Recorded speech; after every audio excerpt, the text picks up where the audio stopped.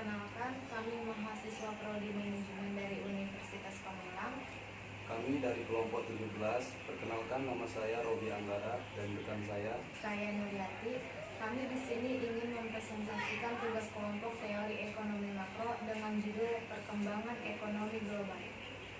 dengan dosen pengampu kami, Bapak Jamaluddin SEI MEC Dev. Selamat menyaksikan.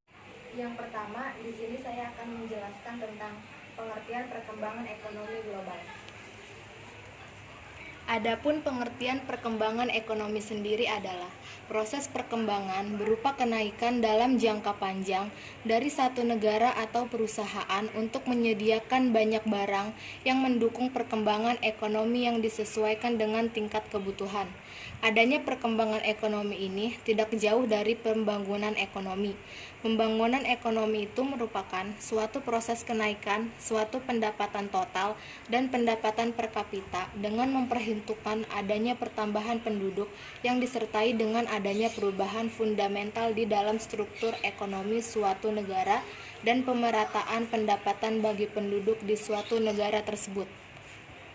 Selanjutnya, ada perkembangan ekonomi pada saat pandemi COVID seperti ini. Sekarang ini telah menyebar cepat ke berbagai belahan dunia dan mendorong WHO mengumumkan COVID-19 sebagai pandemi pada Maret 2020. Sebagian besar negara menerapkan kebijakan pembatasan aktivitas masyarakat yang ketat untuk mencegah penyebaran wabah sehingga memicu kontraksi ekonomi yang cukup signifikan. Ekonomi sejumlah negara terkontraksi akibat kebijakan pembatasan aktivitas, terutama Tiongkok, Uni Eropa, Jepang, dan Inggris. Lalu, kontraksi ekonomi dunia dipicu oleh pemburukan aktivitas konsumsi, produksi, investasi, dan perdagangan internasional.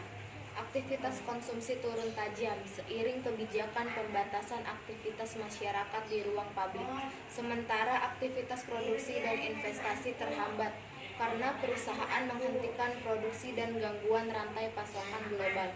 Perdagangan internasional turun signifikan seiring penutupan perbatasan lintas negara dan penghentian penerbangan internasional. Tingkat pengangguran juga melonjak tinggi karena maraknya pemutusan hubungan kerja. Sementara itu, pemburukan permintaan dunia memicu jatuhnya harga komoditas terutama minyak.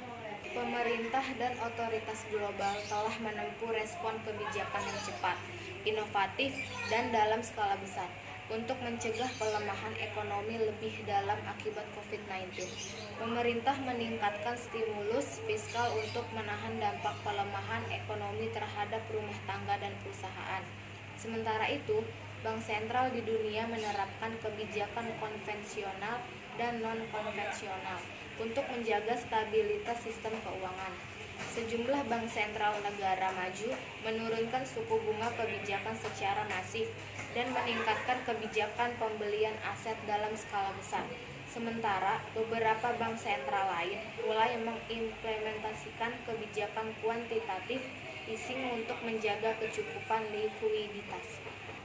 Selanjutnya, kinerja ekonomi global pada saat ini. Yang pertama, wabah COVID-19 berkembang dengan kecepatan eksponensial dan menyebar ke berbagai belahan dunia. Yang kedua, ekonomi global tertekan signifikan akibat kebijakan pembatasan aktivitas masyarakat untuk mencegah penyebaran wabah COVID-19. Yang ketiga, pelemahan aktivitas ekonomi akibat kebijakan pembatasan aktivitas dialami oleh sejumlah negara utama, terutama Tiongkok. Keempat, pelemahan ekonomi juga dialami oleh Amerika Serikat dan India, meski ekonomi kedua negara tersebut masih tumbuh positif. Yang kelima, aktivitas konsumsi global melemah signifikan karena pembatasan aktivitas masyarakat, penurunan daya beli, dan kepercayaan konsumen yang memburuk. Keenam, aktivitas produksi global tertekan akibat penurunan permintaan domestik, terhentinya kegiatan produksi industri, dan gangguan supply chain global. Yang ketujuh, sentimen bisnis memburuk akibat kebijakan pembatasan aktivitas yang menyebabkan terhambatnya pembukaan bisnis baru, gangguan supply chain sehingga meningkatkan vendor lead time, peningkatan pemutusan hubungan kerja karyawan, dan melemahnya kepercayaan bisnis. Kedelapan, perdagangan Mercedes global turun signifikan akibat melemahnya permintaan dunia yang terdampak oleh kebijakan lockdown. Yang kesembilan, harga komoditas global turun tajam seiring melemahnya permintaan akibat kontraksi ekonomi dunia.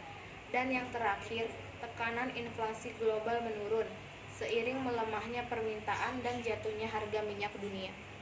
Adapun faktor-faktor yang dapat mempengaruhi perkembangan ekonomi. Yang pertama, sumber daya manusia. Hal pertama yang dipengaruhi dari proses pertumbuhan ekonomi ke arah perkembangan ekonomi adalah dipengaruhi oleh faktor sumber daya manusia. Faktor sumber daya manusia ini memiliki pengaruh yang penting, terutama dalam hal proses perkembangan ekonomi.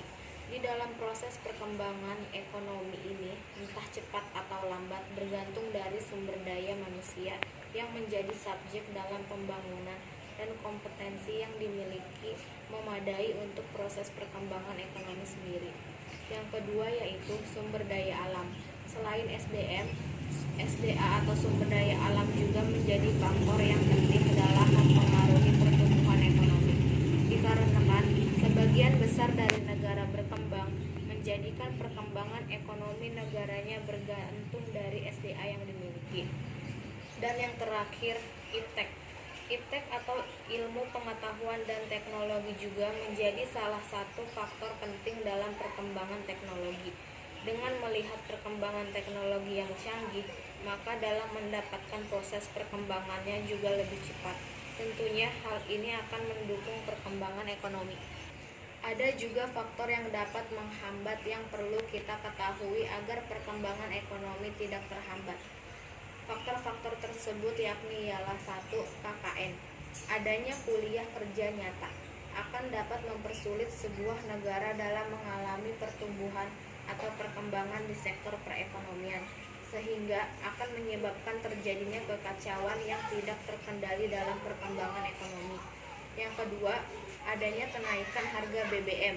Dengan terjadinya kenaikan harga BBM, hal ini sangat mempengaruhi proses pertumbuhan atau perkembangan ekonomi. Hal yang akan mempengaruhi seluruh pertumbuhan atau perkembangan ekonomi secara nasional. Yang ketiga, suku bunga yang tinggi. Bunga yang tinggi akan mempengaruhi terjadinya investasi dari beberapa pengusaha, juga akan mempengaruhi pertumbuhan dan perkembangan ekonomi, terutama dari negara-negara yang berkembang. Yang keempat, tingkat keamanan. Apabila ingin perkembangan ekonomi yang lancar, maka Anda perlu menciptakan kondisi keamanan yang kondusif, sebab hal ini mempengaruhi kondisi ekonomi akan menjadi lebih stabil dan lebih kuat. Maka dari itu sangat penting membuat stabilitas dalam bidang politik serta keamanan. Dan yang terakhir, kelima, inflasi. Inflasi juga memiliki dampak akan terjadinya penurunan indeks kepercayaan dari konsumen, karena masyarakat sendiri akan mengurangi melakukan proses berbelanja, karena masyarakat akan lebih menjadi berhati-hati terhadap barang dan takut terjadinya resiko kenaikan harga. Presentasi dari kelompok kami, kurang lebihnya mohon maaf. Wassalamualaikum warahmatullahi wabarakatuh.